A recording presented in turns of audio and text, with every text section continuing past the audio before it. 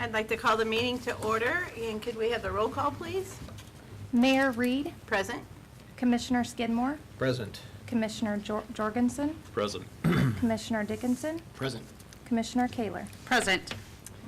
And I would like to welcome everyone this evening. We've got a full house this evening in the chamber room, and also like to welcome anyone who's listening on KOFO or might be watching on our Government Access channel.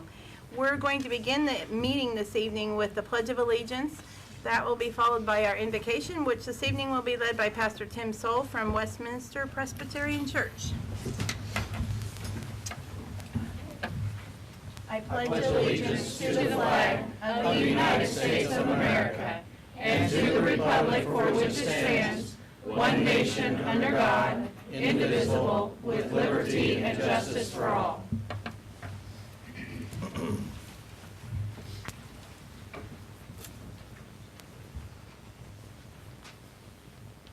Let us pray. Almighty God, we thank you that we are gathered here together tonight in this warm place because it's been a cool day, but we know that your loving hand and your caring spirit is upon us in all that we do. We would ask now your blessing upon our commission as they do their work tonight. May your spirit infuse them with good decisions, with wise leadership, and with good counsel for all the leading of our community. We ask your blessing on our kids who are here tonight for the joy and the hope that they bring to us, and for our scouts especially. May you watch over them and their programs, for our young children and all those who care for them. We are blessed to be a part of a community where we work together to raise up each other and lift each other up. So bless us in that task. Bless all those who work in this city to make it a great and wonderful community in which to live. And may we, in all that we do, seek to bring love and care and justice to all and for all your people. We ask in your mighty name. Amen. Amen. Thank you so much. Okay. The first thing on our agenda is the consent agenda, and this evening that includes minutes from our January 21st regular meeting, our January 26th, February 2nd study sessions, and then our January 14th special call for Leader Summit, and February 2nd special call for meeting with candidates for City Commissioner. And it does also include our agenda this evening. So do I have a motion? Madam Mayor, Commissioner, I move that we approve the consent agenda. is there a second? I'll second. Is there any discussion? Hearing none, all in favor say aye, please. Aye. All opposed, nay. So our consent agenda and those minutes are approved. And that will move us on into our regular agenda. Do we have anyone registered this evening for public comment? None at this time. Nope. Okay, so we will, I will not read that paragraph then about public comments. But at this time, I will issue the declaration, and I'd like to give commissioners a chance to declare any conflict or communication they've had that might influence their ability to consider this evening's issues impartially. Okay, so we will move right on into new business. Item 10, please. Proclamation recognizing March 8th through the 14th of 2015 as Girl Scout Week and March 12th, 2015 as Girl Scout Day. This proclamation commemorates the 103rd anniversary of Girl Scouting in the United States and the valiant service that Ottawa girls have brought to this community. The top cookie sellers for 2015, which includes Madison Mullins, Abby Kuntz, Unique Sherman, and Girl Scout staff member this evening, Marcela Rodriguez Hill.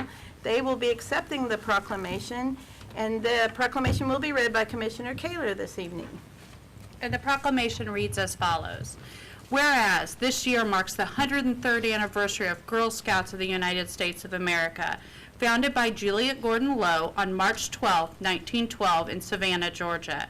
And whereas throughout its long and distinguished history, Girl Scouting has inspired millions of girls and women with the highest ideals of character, conduct, and patriotism.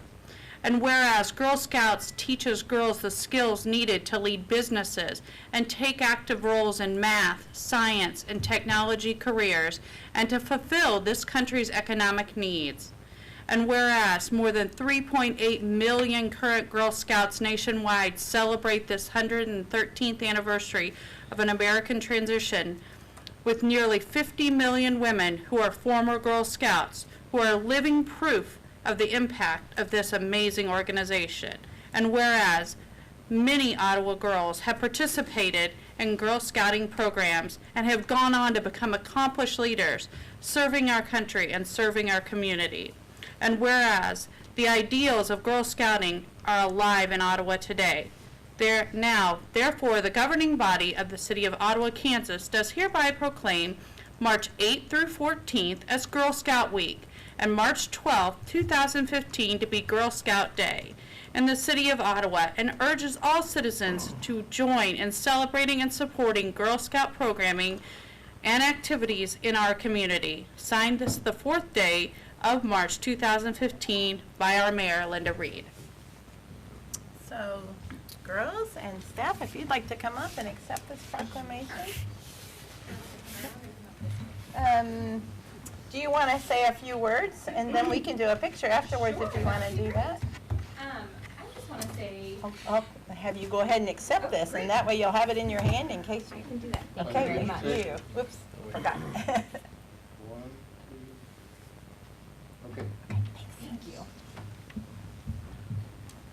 I have my Girl Scout friends here with me, and I think they will be able to speak to Girl Scouting better than I will, but I just wanted to say that we're so thankful and excited about building girls of courage, confidence, and character here in Ottawa who will be making your community a better place, and we're really excited about that. And then I'll turn it over to the girls to tell you about their experience in scouting. You want to tell us your name, and you might have to pull that mic down to where you can reach it a little bit. There you go. My name's Madison. Madison. There you go. Good, Madison. What do you have to tell us about Girl Scouts? Well, it's fun and you get to go like camping and earn money and sell Girl Scout cookies a lot. Cool. All right.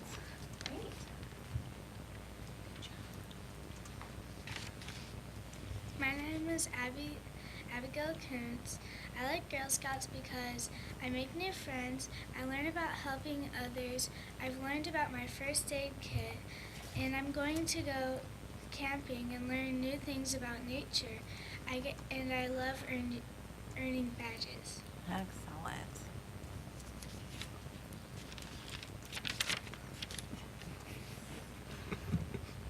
My name's Unique. I like Girl Scouts because of the trips and cookie sales. All right. Thank you very much. Thank you. Are you able to stay around for a picture afterwards? Yes. Okay. Well, thank you so much, and thank you for sharing with us the excitement that you have with Girl Scouts. So.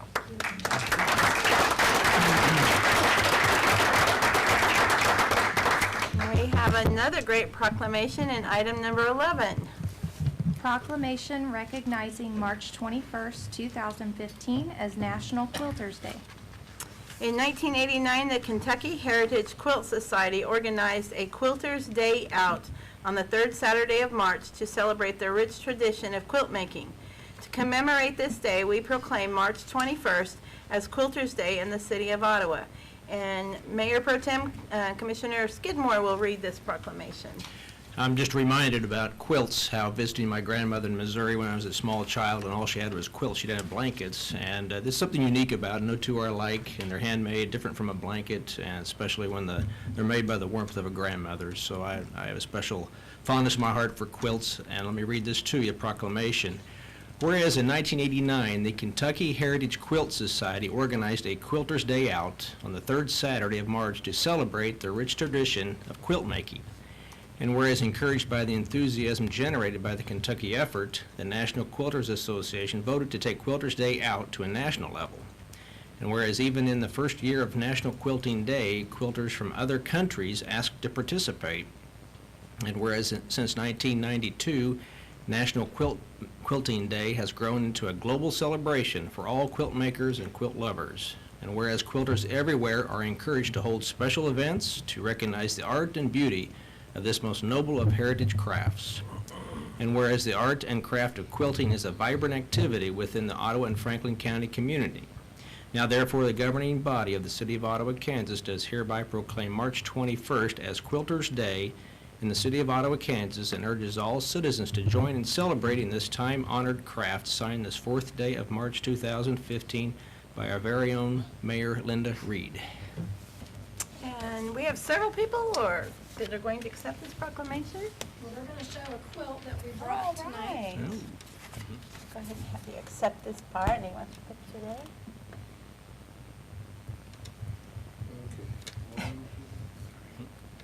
One more. Gotcha. Okay, the podium is yours, and you can introduce anyone you want there. Well, Brenda Wayne and I think Gloria Music are going to show the opportunity quilt that we'll have on sale at our quilt show in September. So, and Brenda has tickets if anyone's interested in buying them. I do have a few words I wanted to say. Mayor Reed, Ottawa City Commission, and others associated with the City of Ottawa.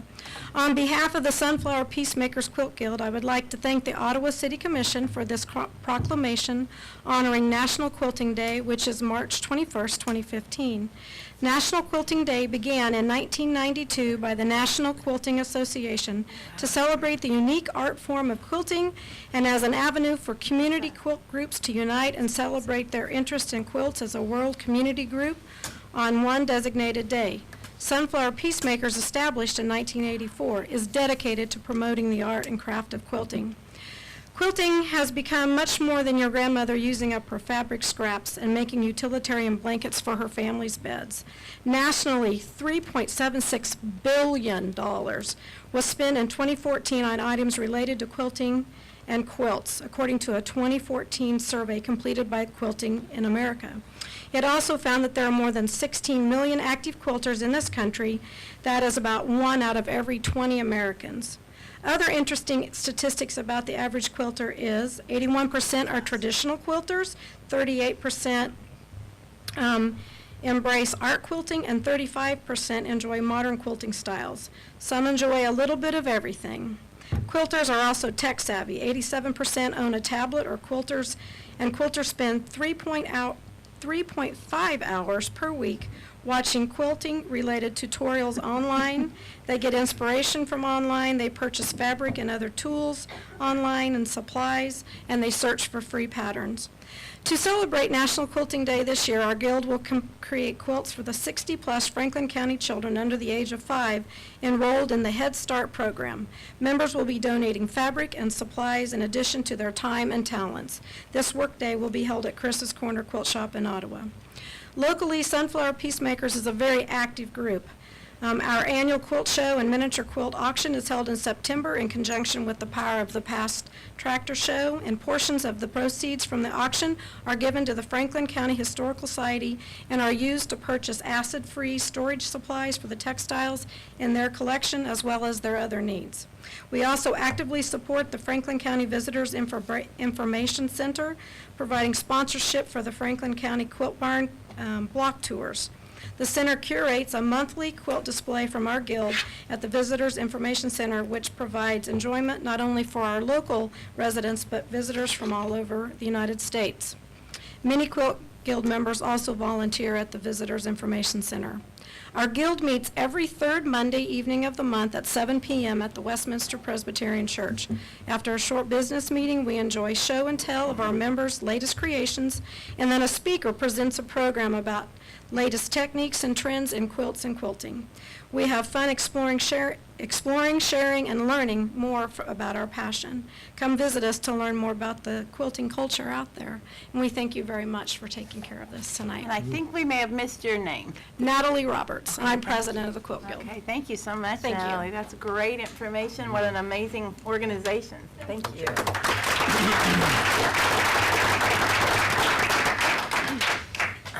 We had to correct Commissioner Skidmore. He thought it was National Quitters Day, so he wasn't going to read the proclamation. We Never fixed quit. it. Okay, that moves us to item 12. Proclamation recognizing March 4th, 2015 as Let's Move Child Care Provider Day. Early education and child care providers can work together with parents to promote healthy lifestyles in children. Stella Tharp will accept the proclamation, which reads as follows.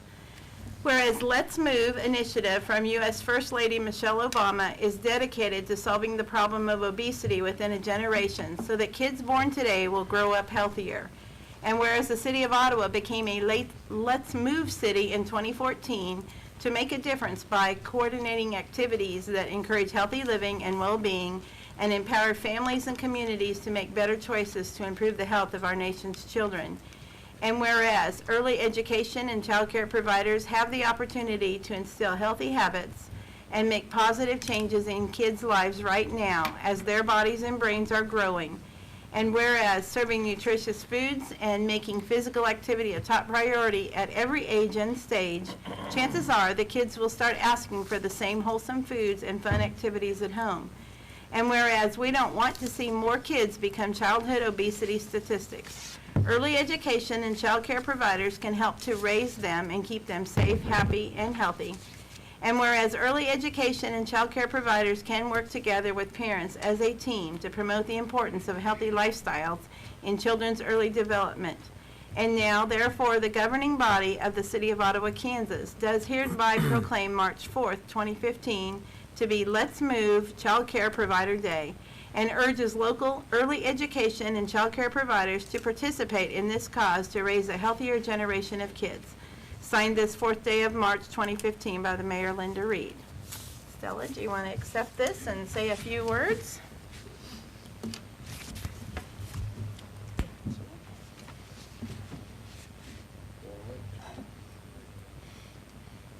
Thank you. And the podium is yours.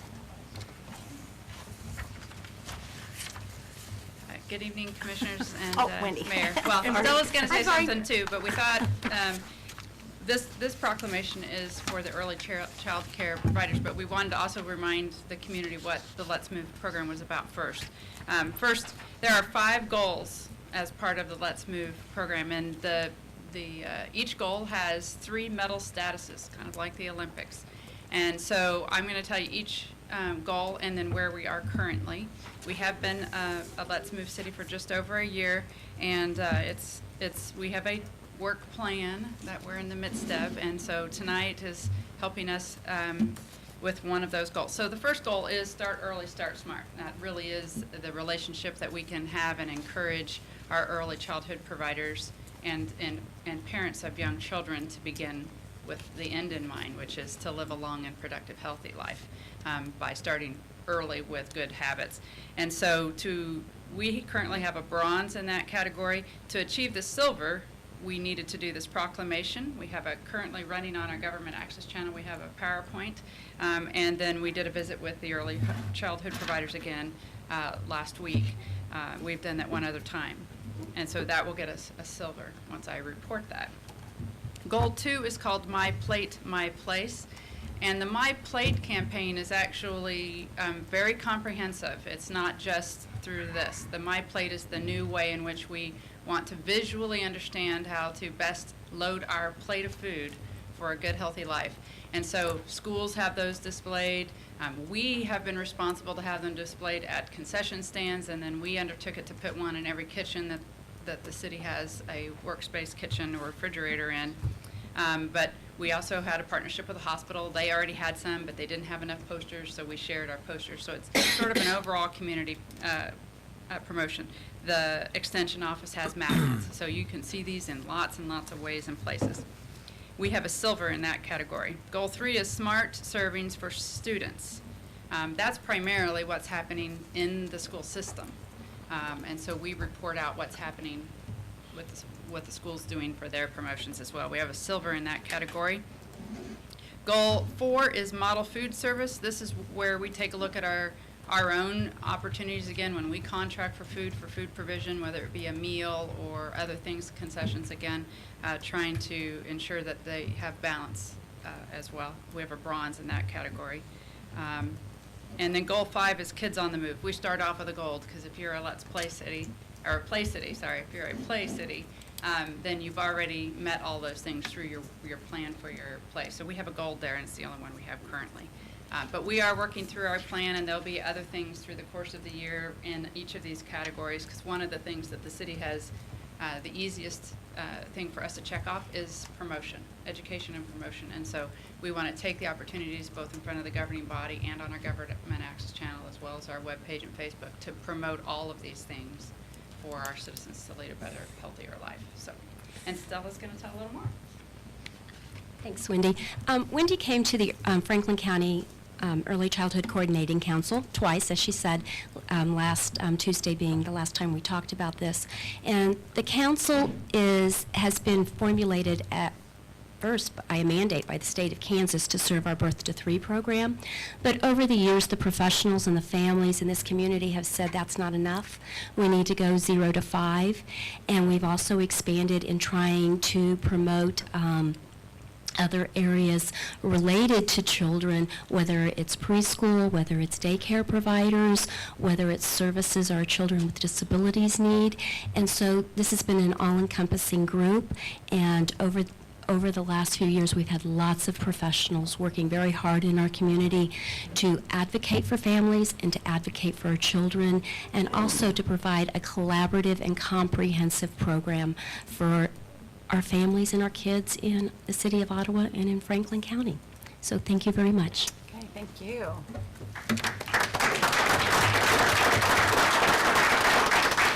Another amazing program that Ottawa is very proud to be a part of. So we will move to item 13, please.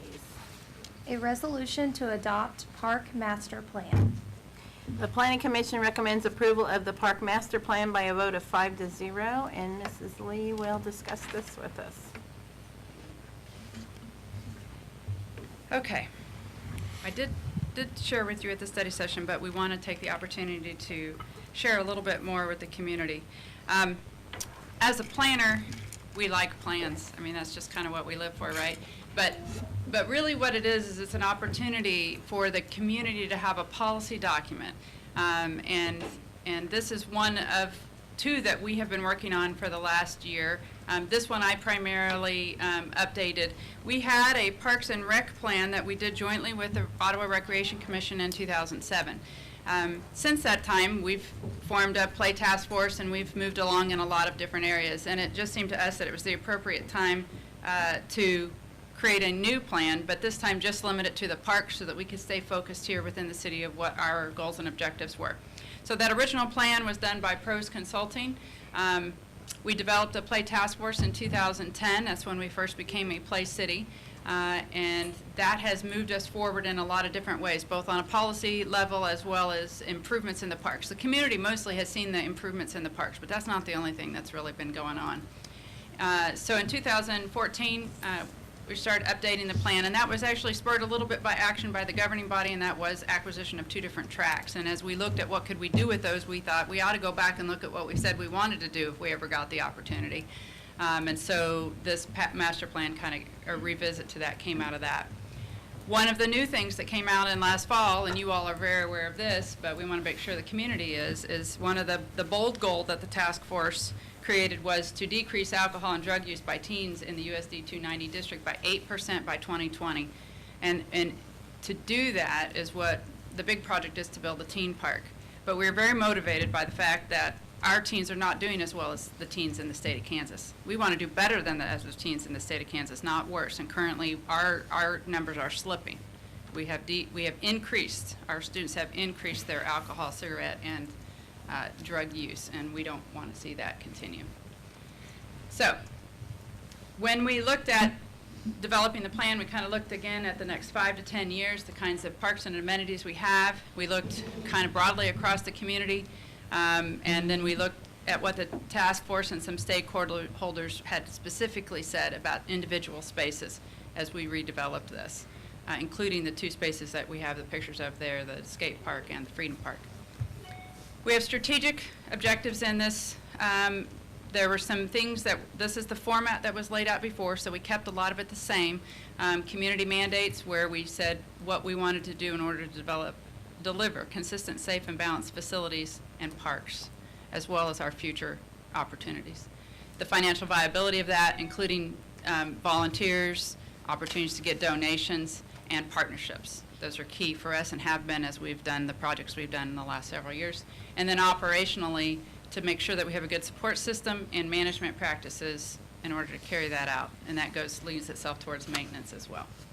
So inside the plan, any plan done by a planner, which is where this originally came from, I didn't develop the original one, but I did keep with it.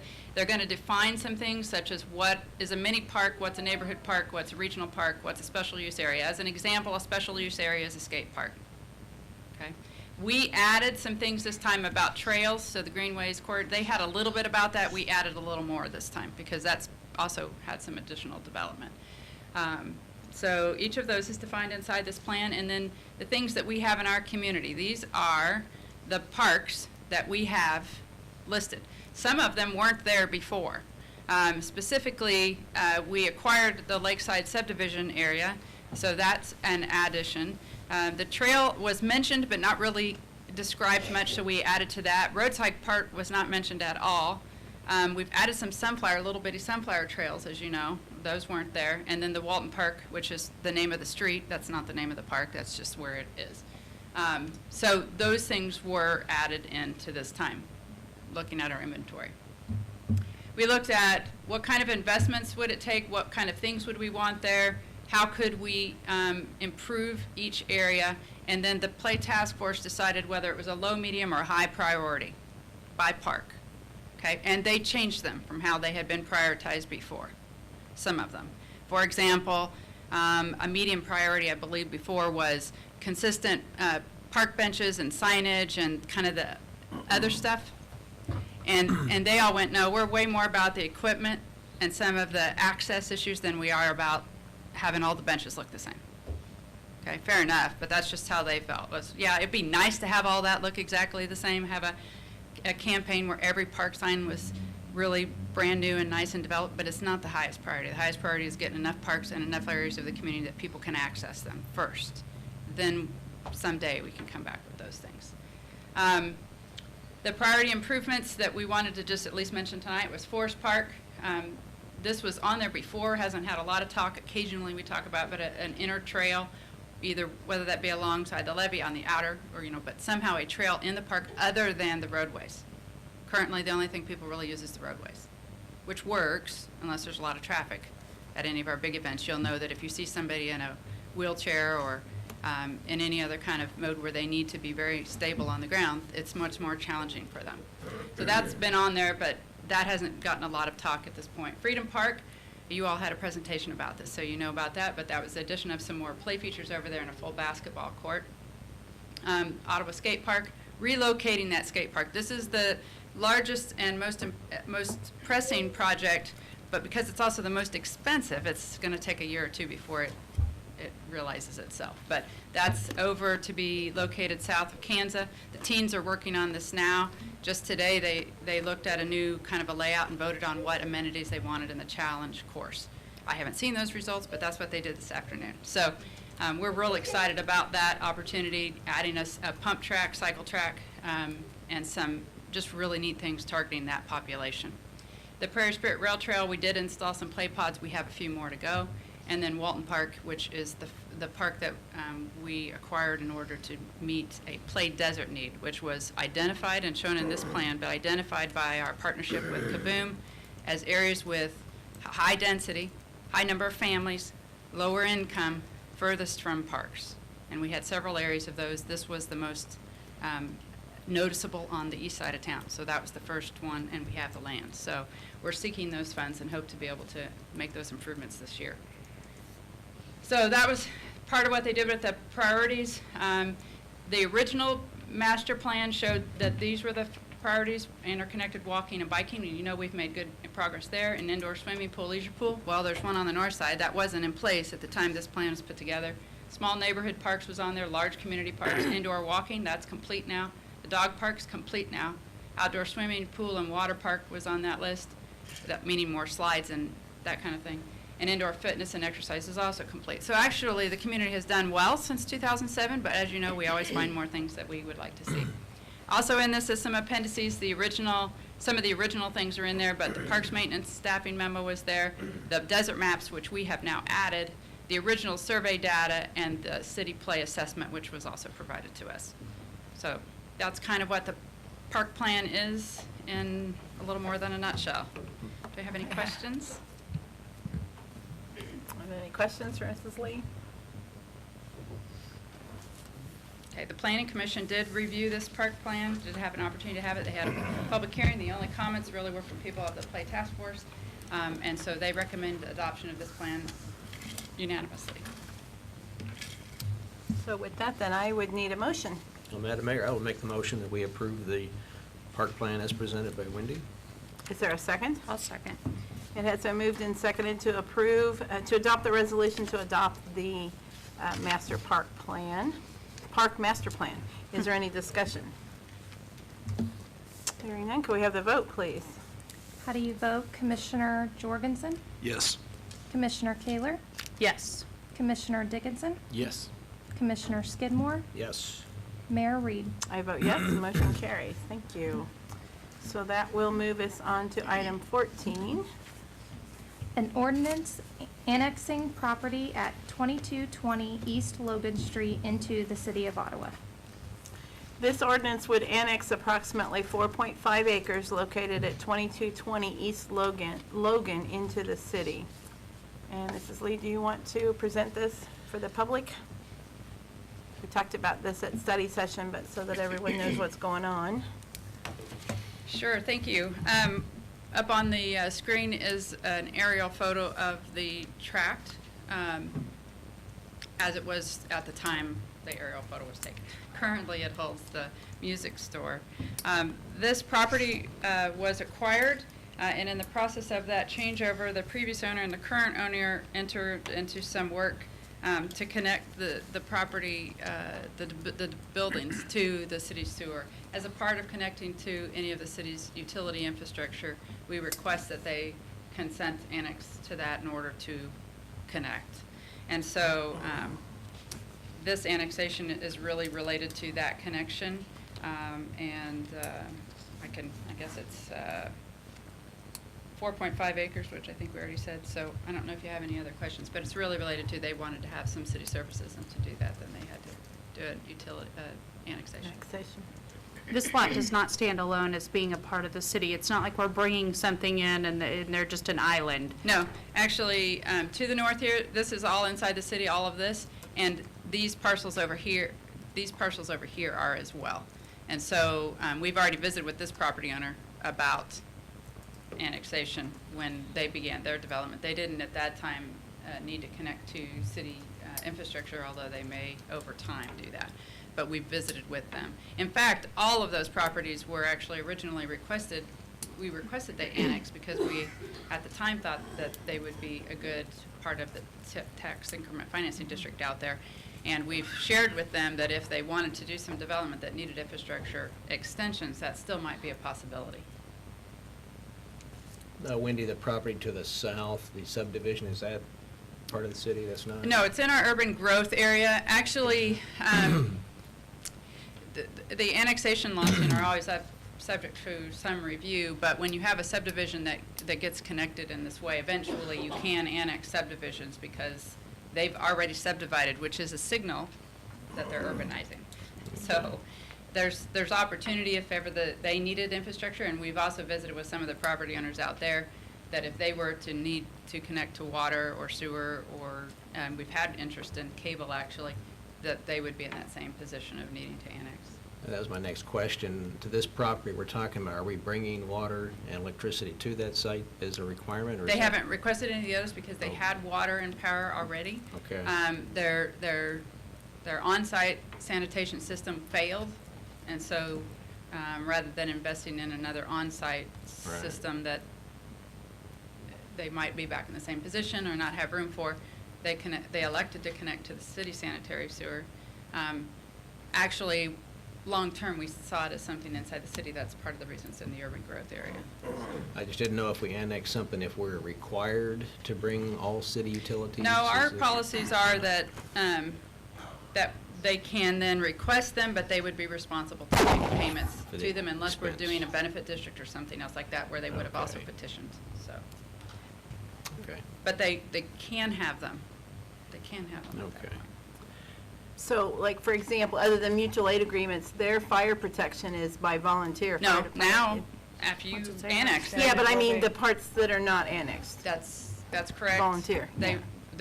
That would be their provider, although we have some relationships with some of those Right, folks. right, okay, But yes, if we are busy on a fire somewhere else, we would not be responding right, unless they're inside the city.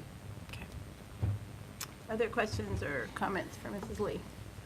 Well, I'm trying to understand some ways the advantage, if you're a landowner, the advantage to annexing. I mean, is it amicable right now, and will it be in the future with other future landowners? What's the advantage for The the landowner? advantages to being inside the city include fire, police, so all those responses that we provide to people through the payment of their property taxes. Okay, In some cases, particularly commercial, depending on who they get their insurance from, it can actually be a substantial savings for them to Okay. to That's a good have point. those emergencies provided for by full-time paid staff. instead of volunteer. Right, depends on their rating and all of that, but at times when we've done those studies, Scott and I have looked several times for various property owners, we'll run what is it gonna cost them in additional city property tax, and then we talk to them about some of the things that they may save as being a part of the city. If they stay outside the city, some of the people who were in this, who received services before we had the policy of you had to annex, they pay a higher rate for some of those things if they were to do them too. And over time, that can actually cost them significantly depending on their usage. In addition to those things, it's our parks and our rec and the other things that contributes to the quality of life here. When you're on the edge and that close, you're actually getting the benefit of a lot of those things without helping pay for them. Other questions? I would note parenthetically, you can divide annexations conveniently into two types. Consent annexations, where that's by agreement, and compelled annexations. Consent annexations generally are triggered by accepting utilities or agreeing to a specific city services. Even on compelled annexations, the city is required to put forth a report demonstrating the development plan, when utilities, when city services will get there, and also match that up against the relative cost and increase. It's been my experience over some 25 years that when you put that report together, the benefits are significant. The relative cost is relatively insignificant when you look at it in terms of a change in mill levying structure when you actually put the dollars to it. Getting 24/7 police and fire and all the other attendant services comes to like pennies on an acre. That's a good point. Anything else? Okay, then I would entertain a motion. Madam Mayor, Commissioner. I move that we approve the ordinance annexing the property at 2220 East Logan Street. Is there a second? I'll second. It's been moved and seconded to approve the ordinance to annex property at 2220 East Logan Street into the city of Ottawa. Is there any discussion? Hearing none, could we have the vote, please? How do you vote, Commissioner Dickinson? Yes. Commissioner Skidmore? Yes. Commissioner Kaler? Yes.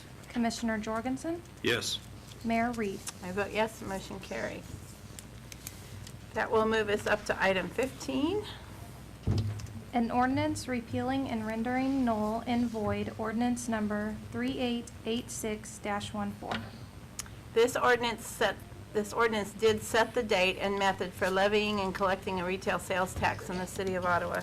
And our city attorney, Mr. Bezick, is going to present on this one and item 16. Good evening. Before you, you have an ordinance that affects and nullifies a previous ordinance that you have passed. Previously, you had passed an ordinance that set up the both process and date for a retail sales tax, and I believe you did that in December. It is my understanding that your desire is to change the date of that election from June 2nd to September 1. In order to do that, you have to first nullify the previous ordinance and then adopt another ordinance that essentially does the same thing as you've done before, except changing the date. And so this ordinance before you nullifies your previous ordinance, renders it null and void, It's a relatively quick and simple process, and that since it is happening first, you would then have the ability to change the date in the next ordinance that you would pass. Are there any questions for Mr. Bezick? Madam Mayor, Commissioner? I move to adopt the ordinance as described in item 15, repealing the establishment of a date for the special election. And is there a second? I'll second. It has been moved and seconded to repeal and render null and void the ordinance 3886-14. Is there any discussion? Then could we have the vote, please? How do you vote, Commissioner Kaler? Yes. Commissioner Dickinson? Yes. Commissioner Skidmore? Yes. Commissioner Jorgensen? Yes. Mayor Reed? I vote yes, and so that ordinance has been repealed, and that will roll us into item 16. An ordinance creating opportunity to ask for retail sales tax. So this ordinance then would provide for the creation of the ability to ask for a retail sales tax in the amount of 1%, enacting other provisions relating to the levying and collecting of a local retailer's sales tax, all in accordance with KSA 12-187 and KSA 12-189, and to call for a special election as a mail ballot election in accordance with Kansas law. Mr. Bezick, you want to explain this one? I think you just did. This bears striking resemblance to the previous ordinance that you passed. I would note that it does require a special election, which is a good reason to understand election law and why it is currently very favorable to the city. This would allow for the election to occur on September 1. It would allow for a mail ballot as the city wishes, and it's my understanding of your desire to reach as many voters as possible and qualified electors as possible in order to evaluate the city's position and vote on this particular retail sales tax. It also creates the process that you would go forward, requires notification to our Franklin County clerk, and all the other legal necessities in order to enact a retailer sales tax as you described. And that ordinance does state the date of September 1st of 2015 for the sales Absolutely. tax. I think I bolded it in the draft. I'm not It sure is. if I kept it here. Definitely is. Are there any questions for Mr. Bezick or anything you need to clarify? Just so the public understands this, that it says 1%, that's true, but it's a net increase of 0.5% over our existing. That is absolutely right. Our Sure. previous sales tax is sunsetted. A previous commission, I guess 9 years ago or so, passed it, making a number of promises to lower the mill levy and do some other things. A look at the record indicates that that's exactly what the city has done. And so, as I've stated to you before publicly, the city has a good record to run on in demonstrating that there is value for the sales tax to its citizens. Madam Mayor, Commissioner? I move to adopt the ordinance establishing a special election for the penny tax as Tuesday, September 1st. I'll second that. It has been moved and seconded to approve the ordinance as stated in item 16 for September 1st. Is there any discussion? I think it's good to point out to some citizens who may not be keeping up with the current events, the reason we're doing this. If you're living under a rock, you may not know that there's a bond issue for the school with the USD 290, which is going to happen on April 7th. Get the right date there. And this election would have come pretty close, and so I think this is an effort for the city to make sure that each effort gets a good look by the public and is able to be understood and voted on as its own issue rather than kind of combining them. And so I think that that's something that should be stated. That's kind of a reason for repealing and then putting it back on the same day. It's really just moving it back. My instructions from you were to create some space between the school bond election in an effort of kind of elective comity to provide the school the opportunity to make its case on its bond election in, if you will, clear water or calm water, and that the parallel promise was that you would move the election back to September 1 in an effort to have the opportunity to make the city's case to its citizens, if you will, in clear water and calm water, and not talking over other people's issues and other people's, tax election type things. And so It was an effort by you to both create space and receive space. Anything else? Well, it has been moved and seconded to approve this ordinance. Could we have the vote, please? How do you vote? Commissioner Skidmore? Yes. Commissioner Jorgensen? Yes. Commissioner Dickinson? Yes. Commissioner Kaler? Yes. Mayor Reed? I vote yes, the motion passes. Thank you, Mr. Beasley. Thank you.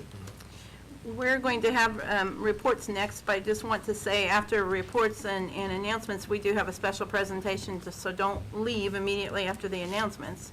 But that does move us to item 17, which is report by city manager. I don't have anything, Commissioner. Okay, reports by city commissioners. Let's see, I'll start down here with Commissioner Jorgensen, No report. Commissioner Skidmore. No report. Commissioner Taylor. I do have a report. Good. As you may guess by my green, and if you don't know me, I am a proud Girl Scout, and I am so happy and proud of the Girl Scouts who are here tonight, and for those that stepped up to the mic. I can only imagine how terrifying that can be to kind of step up to the mic and to do that, and like I'm getting some shakes from girls, some head shakes, and how good that is that you took the courage to actually step up to the microphone and talk, and that will take you a very far way in your life. I am also proud of the fact that we have brought Let's Move to the city of Ottawa, and I think that that takes us even another really bold step to improving the quality of life for all of our citizens. So scouting and Let's Move, it's just a really good night for the city of Ottawa. Commissioner Dickinson. We mentioned our young child care providers tonight. If you're like my family, it feels like this winter weather has been going on for months and months. I just wanted to point out some of the great organizations that we have in our community, like the library and ORC, that have some great programs. So if you're like my family and you need to get out the house once in a while, it's good to check into those programs, go on their websites and find out. A lot of those programs are usually free, and you're able to just have a little bit of time with the kids, get some energy out. So definitely go check that out. I also wanted to say good job to Haley Luke for being city clerk tonight. You did a really good job. So. Excellent. Okay. And then a report by Mayor. I kind of second the thoughts and comments from Commissioner Kaler. I was thinking this evening about the city's been very involved in, and most of the time, quite a leader in so many of the things we've done. We're very involved with the county in many of the healthy community initiatives as well, and the words that always come to my mind are we've been deliberate and intentional in the things that we've done in order to help our community become even healthier and be more active and just a better place to live. So I congratulate everyone that's involved in that and look forward to more with that. Under announcements, we have canceled next Monday's study session because 3 commissioners and the city manager will be in Washington, D.C. representing us there at the National League of Cities Congressional City Conference. So we look forward to hearing back from them. There are retirement receptions for Melissa Fairbanks, our Human Resources Director, next Friday, a week from, let's see, this is Wednesday, so a week from this Friday. And there's also a retirement reception that same day for Randy Allen and Mark Dogereau with the police department. And then the mayor's prayer luncheon on the 24th and a candidates forum on the 24th that evening as well. So now that those announcements are made, we do have a special presentation to make for Miss Melissa Fairbanks. And so I'm going to read this, and then we'll have Melissa come up and accept this and get her picture taken, and then she will hang around, I'm sure, afterwards for anybody. There will be an open house on that 20th, but I think we want to make this a public presentation to her. So just a little bit about Melissa and her work here at the city. She has worked for the city of Ottawa for a little over 9 years now. She has 25 years of experience in human resources and has worked in city government since 1976. Melissa says she's very excited to move on to the next chapter in her life, where she will get to spend more time with her family, which includes 4 grandchildren. As soon as the weather warms up, she and her husband plan on taking a trip north into the Dakotas, then west to Wyoming. The best part of this trip is that they will have no deadline when they have to be back, and they can just take their time seeing the sights. Melissa also wants to pursue a hobby in photography. She says she loves nature photographs and wants to build her own collection of photos that she has taken, which I imagine will go right along with that trip to the Dakotas and West Wyoming as well. So Melissa, if you would like to come up and receive this plaque, and the plaque reads, "In recognition of continuous service to the City of Ottawa from 2006 to 2015, this plaque is presented to Melissa Fairbanks as a memento of the city's appreciation." And we really do appreciate all that you have done as our Director of Human Resources. So, and I imagine Chuck wants your picture for this, and he'll have plenty of opportunities next week too, but. Change hands, you mean, or? All right, Melissa, would you like to say anything to us? You can introduce your family if you want to. That's My husband Bob is here with me this evening. Been with me through a great portion of my career, not the whole career, but he has been there with me for quite a bit. I just want to say I'm so thankful that I've had the opportunity to come here to Ottawa and to be the HR director for the last 9+ years. This is a wonderful community, and I'm so glad to have been a part of it and to be able to work with and for the employees here in this organization. They truly are part of my family. They truly are. It's been very important to me that we be able to retire while we both still have our health and can go and do the things that we enjoy. It's just been very, very important for me to be able to do that. There have been too many times I've seen that not happen, and so it's been a top priority for me. As I've told the others, I'm not retiring from life. I'm just retiring from this job. I don't plan on retiring from life anytime soon. That's not really my call. But I have to say, I'm very excited about how things are going with this organization and the changes that I've seen recently and the direction that it's headed, and not just the organization, but the whole community. It's very comforting to me to be able to walk away at this point knowing the wonderful direction that things are headed. So thank you all for the opportunity to be able to be here and to serve this organization. Thank you. We know you're going to leave some very, very big shoes to fill, and so, but we know you also will stay very committed and continue being involved in the community. So we would like to give you some appreciation this evening.